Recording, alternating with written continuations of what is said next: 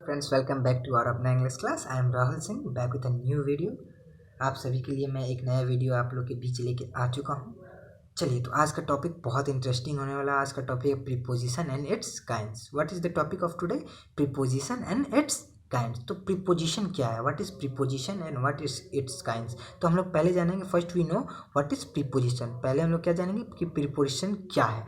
तो चलिए, पहले प्रीपोजिशन जानने से पहले हम लोग जानते हैं what is the Hindi meaning of preposition. Hindi meaning preposition का क्या होता है, मतलब हिंदी अर्थ उसका।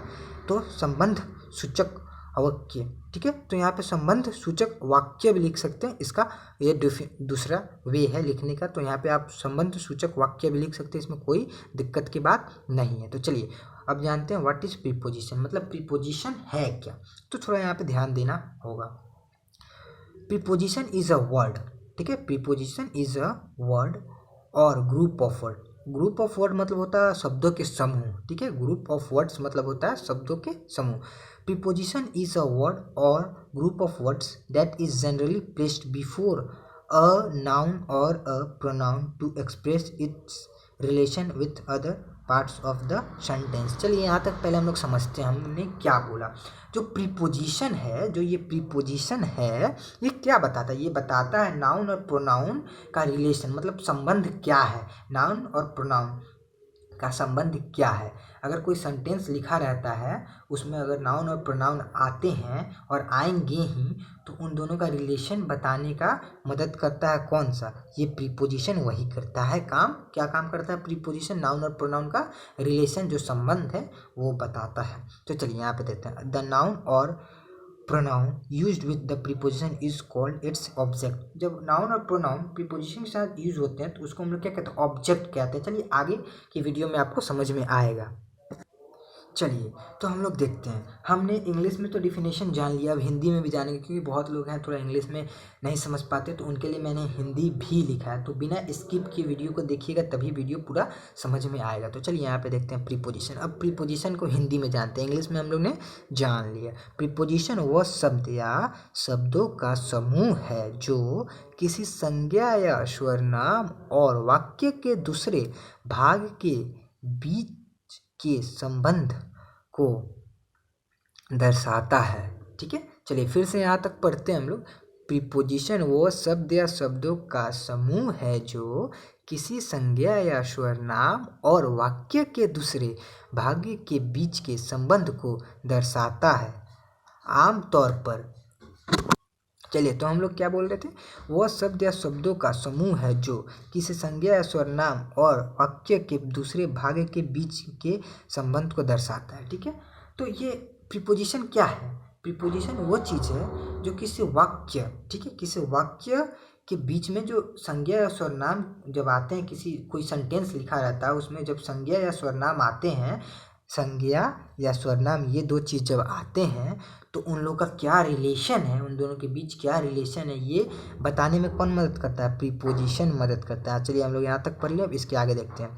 आमतौर पर इसे किसी संज्ञा या स्वरनाम से पहले स्थित किया जाता है। आमतौर पर जो प्रीपोजिशन है, इसको संज्ञा या स्वरनाम के पहले किसी प्लेस को किसी प्लेस पे रखा जाता है। कब रखा जाता है? कभी कभी आमतौर पर संज्ञा या स्वरनाम के पहले, मतलब संज्ञा या स्वरनाम के पहले आमतौर पर इसको स्थान दिया जाता है, मतलब एक जगह इसको रख दिया जाता है। चलिए आगे देखते हैं। जिस संज्ञा या स्वरनाम के साथ प्रीपोजिशन का प्रयोग किया जाता है, जिस संज्ञा या स्वरनाम के साथ किसी प्रीपोजिशन का प्रयोग किया जाता है, वो संज्ञा या स्वरनाम इसका ऑब्जेक्ट कहलाता है। देखिए, मैंने बताया था, अभी फिर से यहाँ पे ध्यान दीजिए।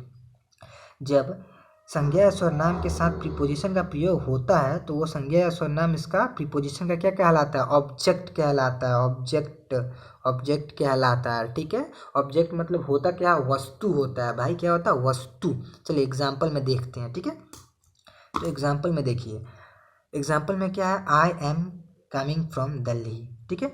तो यहाँ पे दिल्ली प्रीपोजिशन है। देखिए मैंने यहाँ पे लिखा है preposition, from preposition, I am coming from Delhi. तो फ्रॉम जो है, ये फ्रॉम जो है ये प्रीपोजिशन है। दिल्ली क्या है? नाउन है, ठीक है। फ्रॉम प्रीपोजिशन और दिल्ली नाउन है। तो देखिए यहाँ पे एक बहुत गौर करने वाली बात है, थोड़ा यहाँ पे ध्यान देने वाली बात है, यहाँ पे समझने वाली बात है, ठीक है। तो जो नाउन है ये क्या हो गया? इसका ऑब्जेक्ट हो गया, प्रीपोजिशन का ऑब्जेक्ट। देखिए ये तो हो गया जो प्रीपोजिशन हो गया फ्रॉम, ठीक है। और जो नाउन है, जो दिल्ली है, दिल्ली की जो दिल्ली है, ओके, ये हो गया इसका ऑब्जेक्ट, जो कि फ्रॉम मतलब प्रीपोजिशन का ऑब्जेक्ट हो गया, ये इसका ऑब्जेक्ट हो गया। जो दिल्ली है, ये जो दिल्ली प्रीपोजिशन का क्या हो गया, ऑब्जेक्ट हो गया। मैंने अभी बताया जिस संज्ञा या स्वरनाम के साथ प्रीपोजिशन का प्रयोग किया जाता है वह संज्ञा या स्वरनाम इसका ऑब्जेक्ट कहलाता है, प्रीपोजिशन का ऑब्जेक्ट कहलाता है। तो ये जो दिल्ली है नाउन है, ठीक है, नाउन है, तो ये प्रीपोजिशन का क्या हो गया, ऑब्जेक्ट हो गया, मतलब वस्तु हो गया। चलिए ठीक है, चलिए राम डिपेंड्स ऑन यू, तो यहाँ पे क्या है, राम डिपेंड्स ऑन यू, ठीक है।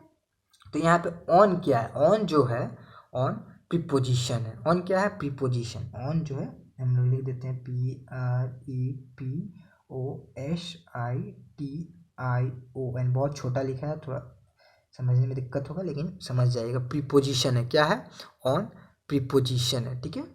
ऑन जो है यहाँ पे प्रीपोजिशन, PREPOSITION प्रीपोजिशन है। और जो यू है, ये यू क्या है भाई, तो यू प्रोनाउन है, ठीक है, PRONOUN प्रोनाउन। तो चलिए फिर से हम देखते हैं, राम डिपेंड्स ऑन यू, तो जो ऑन है, मैं बोल रहा हूँ, थोड़ा यहाँ पे छोटा लिखा है इसलिए आप लोग को समझ में ना आए, लेकिन मैं बोल रहा हूँ ऑन जो है प्रीपोजिशन है, ओके। यू जो है, जो यू है वो प्रोनाउन है। तो यू क्या है, यू इसका ऑब्जेक्ट बन गया, ऑन का ऑब्जेक्ट बन गया यू, क्योंकि ये इसका ये प्रोनाउन है। और प्रीपोजिशन हम लोग अभी जाने कि जो भी प्रीपोजिशन के साथ आता है, नाउन या प्रोनाउन, जो भी संज्ञा या स्वरनाम जो भी आते हैं वो इसके ऑब्जेक्ट बन जाते हैं। तो ये इसका ऑन का ऑब्जेक्ट बन गया, ठीक है, समझ गए, समझ गए। चलिए अब हम लोग प्रोनाउन तो जान लिए और प्रोनाउन के एग्जाम्पल भी बहुत अच्छे से जान लिए। अब हम लोग जानेंगे कि प्रोनाउन के कितने काइंड्स होते हैं, प्रोनाउन, और वो काइंड्स कैसे यूज होते हैं। तो चलिए देखते हैं। तो यहाँ पे हम लोग थोड़ी गौर करेंगे, यहाँ पे गौर करने वाली बात है काइंड्स, ओके। काइंड्स मैंने लिखा है, there are 3 kinds of preposition, 3 होता है, 3 होता है, कितना होता है, 3 होता है, 3 kinds of preposition, okay. Preposition of time, preposition of time क्या है, फर्स्ट में प्रीपोजिशन ऑफ टाइम। तो हम लोग जानेंगे 3 काइंड्स होते हैं इसके, प्रीपोजिशन के 3 काइंड्स होते हैं। देखिए मैंने यहाँ पे लिखा है, फर्स्ट काइंड्स क्या है, preposition of time, it shows the relation of a noun और a pronoun with other words in a sentence in terms of time. ये जो है, ये प्रीपोजिशन ऑफ टाइम, ये क्या शो करता है, नाउन और प्रोनाउन का रिलेशन शो करता है। अदर वर्ड्स में मैंने जैसे बताया, एक सेंटेंस में अगर कोई नाउन और प्रोनाउन हो तो उसका रिलेशन बताता है टर्म्स ऑफ टाइम, टाइम को लेकर, ठीक है, टाइम को लेकर, टर्म्स ऑफ टाइम को लेकर। तो चलिए एग्जांपल देखते हैं, समझ में आ जाएगा। तो यहाँ पे एग्जांपल क्या देखें, our school starts at 8 AM, our school start at 8 AM। तो यहाँ पे थोड़ा गौर करने वाली बात है, at is used before the adverb of time. जो ये एट है, ये एट कब यूज हुआ है, एडवर्ब ऑफ टाइम के पहले, एडवर्ब ऑफ टाइम के पहले। तो देखिए यहाँ पे टाइम के पहले, एडवर्ब ऑफ टाइम के पहले एट का यूज हुआ है ना, हुआ है। तो इसलिए मैंने यहाँ पे लिखा है at is use before the adverb of time. तो एट कब यूज होगा, एडवर्ब ऑफ टाइम के पहले। कभी भी आप लिखते हैं तो एडवर्ब ऑफ टाइम के पहले एट का यूज कीजिएगा, बाद में नहीं, पहले कीजिएगा, टाइम के पहले कीजिएगा। चलिए 8 AM is a fix time, ये फिक्स टाइम, जो प्रीपोजिशन ऑफ टाइम है, ये फिक्स टाइम पे ही बताता है, ठीक है। She will be back in a week, तो यहाँ पे क्या है, she will be back in a week. In is used is when a week is over, when a week is over, जब सप्ताह, वीक को हम लोग, जो ये वीक है इसको क्या कहते हैं, वीक मतलब WEE के, वीक मतलब होता है सप्ताह, ठीक है, सप्ताह, जैसे संडे मंडे जिसको कहते हैं उसी को सप्ताह कहते हैं, ठीक है। सप्ताह कब, सप्ताह खत्म जब होने रहता है, when a week is over, जब सप्ताह खत्म होने वाला रहता है, मतलब खत्म हो चुका रहता है, तब हम लोग किसका यूज़ करते हैं, इन का यूज़ करते हैं। देखिए ध्यान से देखिए, यहाँ पे ये बहुत बेसिक चीज़ है जिसमें हम लोग कंफ्यूज होते हैं। इन का यूज़ करते हैं जब सप्ताह खत्म होने वाला रहता है तब। तो चलिए यहाँ पे आप समझ लिए, एट का यूज़ एडवर्ब ऑफ टाइम के पहले करेंगे कभी भी, और इन का यूज़ करेंगे जब सप्ताह खत्म हो गया होगा तब, when a week is over, जब सप्ताह खत्म हो गया होगा तब इनका यूज़ करेंगे। चलिए आगे बढ़ते हैं। चलिए तो यहाँ पे थोड़ा ध्यान देते हैं, उसी का एग्जाम्पल है ये, they will return within a week. यहाँ पे क्या है, they will return within a week. तो within is used that is before the end of week, जब एंडिंग में वीक आता है, जब मतलब खत्म होने वाला रहता है सप्ताह, तब विद इन का यूज करते हैं। कब विद इन का यूज करते हैं, तो जब सप्ताह खत्म होने वाला रहता है। मैंने 3 तो बताया, ठीक है, 3 तो एग्जाम्पल दिया। पहला एग्जाम्पल दिया एट का, तो एट कब यूज़ करते हैं, एडवर्ब ऑफ टाइम के पहले, ठीक है। इन का यूज़ कब करते हैं, जब सप्ताह खत्म हो गया रहता है। विदिन का यूज़ कब करते हैं, जब सप्ताह खत्म होने वाला रहता है तब। इस बात पे आप ध्यान दीजिएगा क्योंकि ये बहुत बेसिक चीज़ है, बहुत बच्चे इसमें कंफ्यूज हो जाते हैं। तो चलिए अब देखते हैं हम लोग preposition of positions. Okay, it shows the relation between noun और pronoun within with other words in a sentence. वही मैंने जो बताया कि अगर एक सेंटेंस है उसमें नाउन और प्रोनाउन अगर हो तो उसका रिलेशन बताता है प्रीपोजिशन ऑफ पोजीशंस। तो देखिए यहाँ पे इन terms of position, position it's position is immediately before the adverb of place in a sentence. ये कैसे आता है, यहाँ पे थोड़ा ध्यान देने वाली बात है। It's position is immediately before the adverb of place. तो तुरंत इमीडिएटली तुरंत एडवर्ब ऑफ प्लेस के पहले ही ये यूज़ होता है पोजीशन, ठीक है। एडवर्ब ऑफ प्लेस के तुरंत पहले, मतलब तुरंत पहले, इमीडिएटली मतलब होता है तुरंत पहले। एडवर्ब ऑफ पोजीशन के तुरंत पहले पोजीशंस का मतलब यूज़ होता है, ठीक है। एडवर्ब ऑफ प्लेस के तुरंत पहले पोजीशन का यूज़ होता है। इसके तुरंत पहले, एडवर्ब ऑफ प्लेस के तुरंत पहले पोजीशन का यूज़ होता है। फिर से हम लोग पढ़ते हैं, it shows the relation between noun और pronoun other words in sentence in the terms of positions. Its position is immediately, यहाँ से देखिए, it position is immediately before the adverb of place in a sentence. Immediately before the, तो इसका कहने का मतलब है जो एडवर्ब ऑफ प्लेस के तुरंत पहले पोजीशन का यूज होता है। तो चलिए हम लोग यहाँ पे देखेंगे एग्जाम्पल में, बहुत अच्छी तरह से समझ में आ जाएगा। She is laying in her bed, तो इन हर बेड, तो देखिए इन आ गया, यहाँ पे पोजीशन आ गया, इन हर बेड, ठीक है। तो यहाँ पे तुरंत एडवर्ब ऑफ प्लेस, प्लेस बता रहा है तो बेड, कौन सा प्लेस है, तो बेड पे है, ठीक है। यहाँ पे बेड पे प्लेस बता रहा है ना, उसके पहले इन का यूज़ हुआ है, पोजीशन का यूज़ हुआ, ठीक है, हुआ है भाई। चलिए, our home lines between the two big buildings, जिनका होम है लाइन्स बिटवीन कर रहा है 2 बिग बिल्डिंग के। तो यहाँ पे बिटवीन पोजीशन बता रहा है। यहाँ पे ये देखिए, ये जो चीज़ है ये पोजीशन बता रहा है, तो कहाँ बता रहा है, इसका प्लेस दो, यहाँ पे 2 बता रहा है, 2 बिल्डिंग के बीच में है, तो यहाँ पे प्लेस बता रहा है कि 2 बिल्डिंग प्लेस है, और इसका पोजीशन क्या है, बीच में है, ठीक है। तो ये चीज़ चलिए याद रखिएगा और ये चीज़ ध्यान से देखिएगा, ठीक है, समझ गए। चलिए समझ गए, तो आगे बढ़ते हैं। यहाँ पे देखेंगे प्रीपोजिशन ऑफ डायरेक्शन, ये लास्ट है, 3 होता है, मैंने 2 बता दिया, लास्ट है preposition of direction. It show the relation of a noun और a pronoun with other words in a sentence. ये बताता है रिलेशन नाउन और प्रोनाउन का। जैसे मैंने अभी बताया, अगर कोई सेंटेंस लिखा हो उसमें नाउन और प्रोनाउन आया तो उसका रिलेशन बताता है ये भी। इन अ टर्म्स ऑफ इट्स मूवमेंट, ये बताता है कब, मूवमेंट के टर्म पे या डायरेक्शन के टर्म पे बताता है, ठीक है। चलिए, तो यहाँ पे देखते हैं, it's position is also immediately before the adverb of place. इसका भी इमीडिएटली पहले आएगा, एडवर्ब ऑफ प्लेस के पहले इमीडिएटली हम लोग इसका डायरेक्शन या मूवमेंट का यूज़ करेंगे। एडवर्ब ऑफ प्लेस के तुरंत पहले डायरेक्शन या मूवमेंट का यूज़ करेंगे, जैसे अभी मैंने बताया था। चलिए, तो इसका मूवमेंट देखिए, यहाँ पे एग्जांपल देखिए, खुद समझ में आ जाएगा। यहाँ पे एग्जांपल द कैप,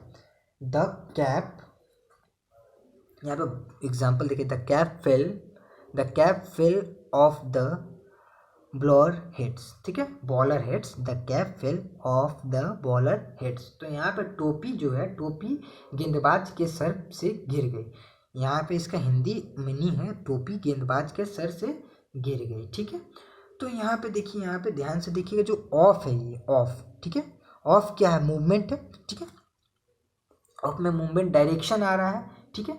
तो किसके सर पे से गिरी, यहाँ पे तुरंत इसके प्लेस के पे बताया, प्लेस भी बताया है, एडवर्ब ऑफ प्लेस बताया, सर पर से गिरी। कहाँ से गिरी, तो प्लेस बता दिया है ना, यहाँ पे सर पर से गिरी, बॉलर के सर पर से गिरी है टोपी, ठीक है। यहाँ पे प्लेस बता दिया, प्लेस के तुरंत पहले, ये प्लेस के तुरंत पहले हम लोग क्या यूज़ किए, पोजीशन का यूज़ किए हैं, डायरेक्शन का यूज़ किए हैं। तो कहाँ से गिरा, ऑफ, मतलब एक डायरेक्शन से गिरा है, ठीक है। यहाँ पे डायरेक्शन और मूवमेंट का बता रहा है। यहाँ पे प्लेस है, इसके तुरंत पहले डायरेक्शन और मूवमेंट का बता रहा है। फिर से हम बोल रहे हैं, जो ये हेड है ये तो पोजीशन हो गया ना, प्लेस हो गया इसका, ठीक है, कि कहाँ से टोपी गिरा है, तो हेड पर से गिरा है, बॉलर के हेड पर से टोपी गिरा है, और किस डायरेक्शन में है, तो ऑफ द हेड, कोई डायरेक्शन मूवमेंट में गिरा है। तो यहाँ पे देखते हैं, father left for the office, पिता कार्य कार्यालय के लिए रवाना हुए। पिता जो है मतलब पिताजी जो हैं वो कार्यालय के लिए रवाना हो गया। तो इसमें फॉर आ गया, ऑफिस आ गया प्लेस में, तो डायरेक्शन में फिर फॉर आ गया। ठीक है, डायरेक्शन और मूवमेंट में कि वो निकल चुके हैं, मूव कर रहे हैं। फॉर मतलब वो मूव कर रहे हैं। ठीक है,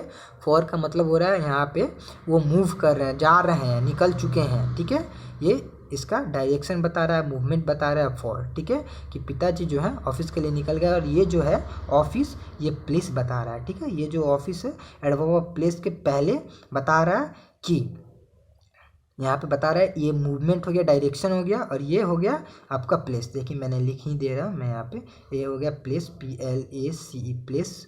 यहाँ पे हो गया ये आपका मूवमेंट,